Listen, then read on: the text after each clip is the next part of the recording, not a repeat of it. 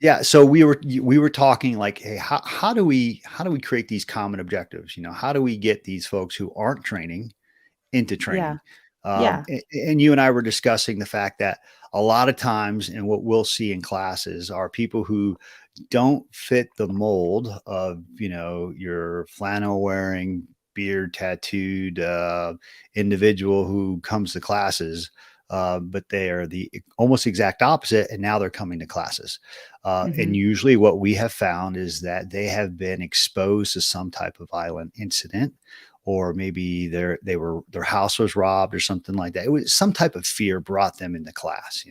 Mhm. But you had brought up, like, how do we get those people who aren't they didn't have anything happen to them? How do we get those folks in the class? Mhm. And of course, everyone has, a ton of folks have guns, and they don't train, and they use the excuse of time, money, and how to, ways to overcome. And I brought up a friend of mine, Tim Reedy, and he runs a training group. I can't remember the name of it. I'm sorry, Tim, but he runs a training group here not far from us up in Bandera, and he will run IDPA matches. All right. Oh, that's right, I remember Yeah, now. yeah, Yeah. yeah, and I think it's Yep. awesome because then is what he'll do is he'll find people who are interested in IDPA or just learning to shoot, and he'll get them involved in training, which will make them better IDPA competitors, right? But Mhm. at the same time, now they're training. Now they're getting into some of the defensive training, right?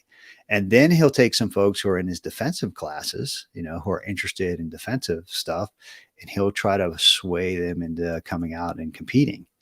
Yeah. And I think that is phenomenal because he is, he's working both sides. He's getting, everybody interested in the same common ground of getting better, Right. and he's got a really, really tight crew of folks. And then he'll start developing some of those students and competitors into instructor level. And I think he does an excellent job.